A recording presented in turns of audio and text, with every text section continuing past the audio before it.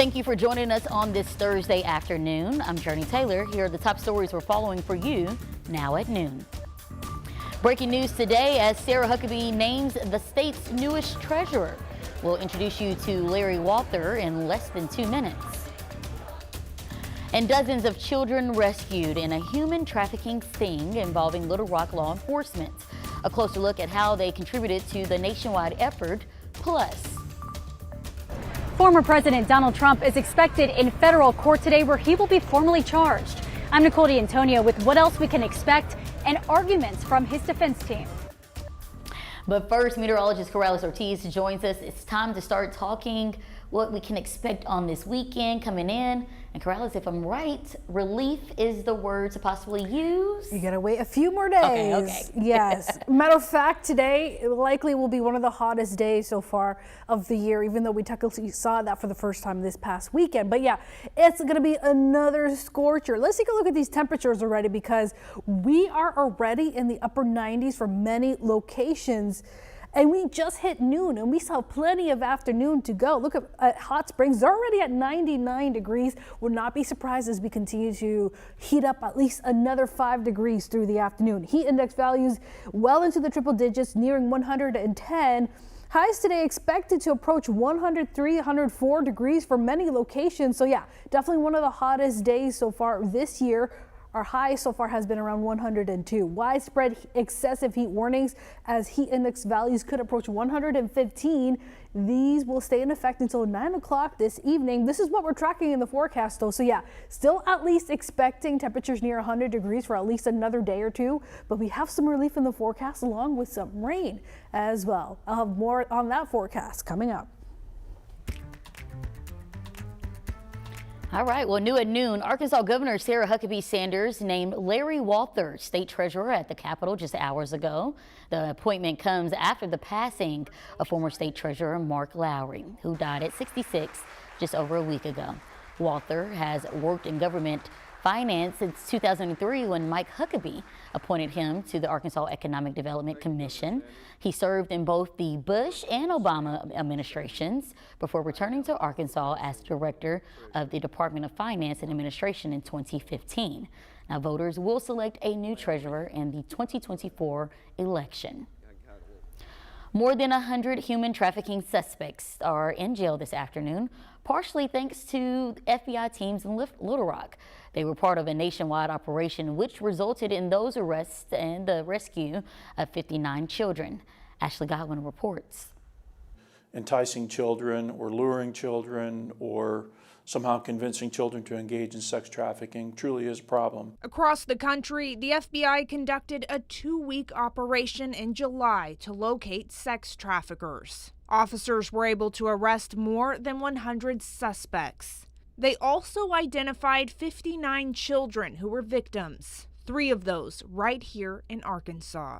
If you put that in perspective, that's about 5% of the individuals that were recovered in Arkansas.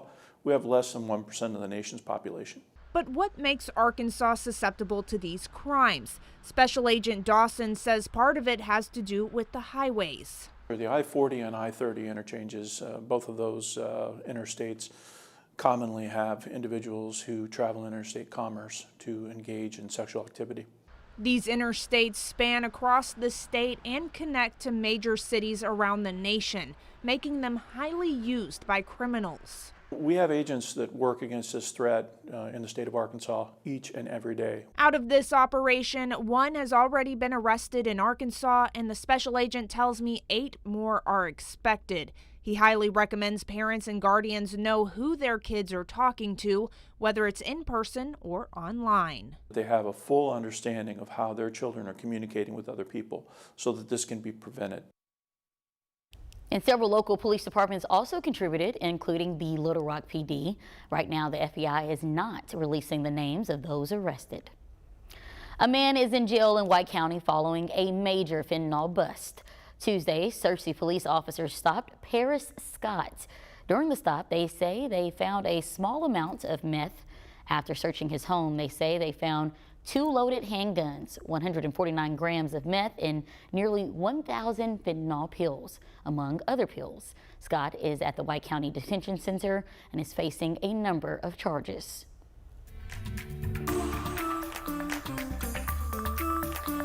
Today, we're following the Pine Bluff community as early voting for a millage increase continues. If it passes, it'll support construction of a new high school building. Last night, the school board held a public meeting to address questions and concerns. Supporters of the tax say that the city has been overdue for a new school, but for some time, the timing of a vote, while the district is facing concerns of consolidation, felt rushed. We have so many different things that our kids are not able to access because we don't have the resources available. We're in opposition not to not build a new school. That's not what we're seeing. We're seeing it's untimely in that we are under state control. Superintendent Barbary says the state partnerships funding on the new school expires next year, so a vote needs to happen soon. Election day for the millage vote will be on Tuesday. And speaking of new schools, Lone Oak Primary School is getting an upgrade. The school board just approved the final plans for a new building. On your screen are the first renderings of what it will look like inside. Construction starts 2 weeks from tomorrow on August 18th. When you think back to your school days, some of us remember the stress and anxiety that comes with being a student. And as students get ready to go back to the classroom, some of them will have a new place to go to clear their head. Blue Cross Blue Shield has a new initiative to put calming rooms in schools all over the state. One middle school has had its calming room for a couple years now, and staff have noticed positive changes in students. The counselor at Whitehall Middle School says even some test scores have gone up since implementing it. We feel like it's been most effective, which is why we really want to carry on and try to incorporate a whole larger space with it. The success stories are a big reason why Blue Cross Blue Shield is putting a calming room in one school in every county. Blue Cross is giving $2,500 to each school. We do have information about that and how you can apply right now on our website, and that is thv11.com.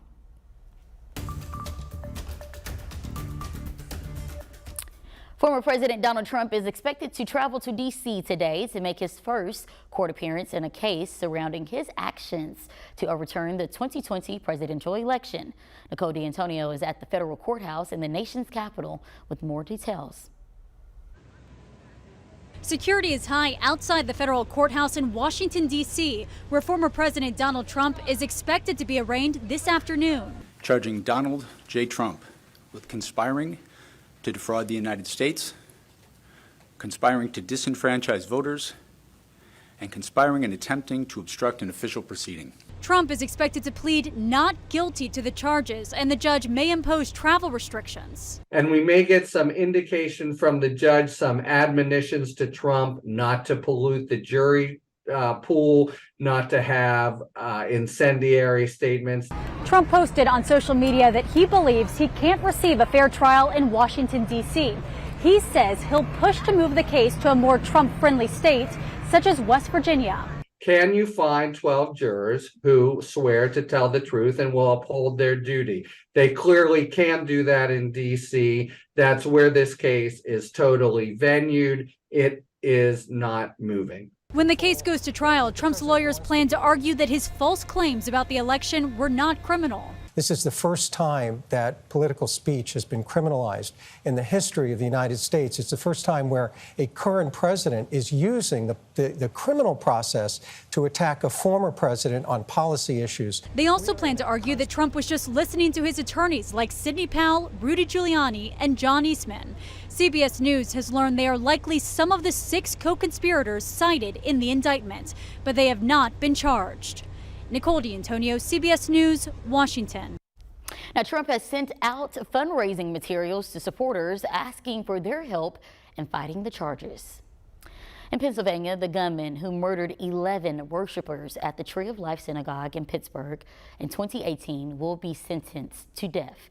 The sentencing for 50-year-old Robert Bowers comes a day after a federal jury in Pittsburgh unanimously recommended he receive the harshest penalty possible. Finally, justice has been served. And even though nothing will bring my dad back, I feel like a weight has been lifted and I can breathe a sigh of relief. The synagogue has been closed since the attack as congregants worked to build a memorial.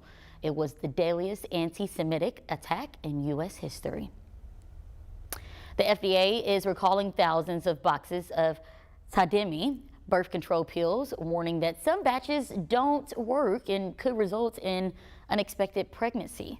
The recalled pills were distributed at pharmacies nationwide from June 2022 through May 2023.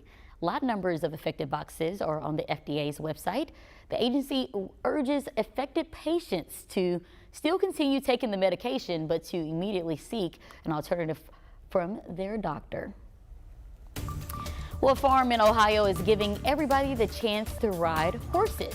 When we come back, we'll take a closer look at a riding competition with a new look. Corrales, what are you seeing out there? More of this heat still sticking around, but I do have some good news, is that we'll finally see an end to this heat wave that's been just stuck with us for the past week. I'll let you know more about that, and I'll talk about rain chances as well in the forecast ahead.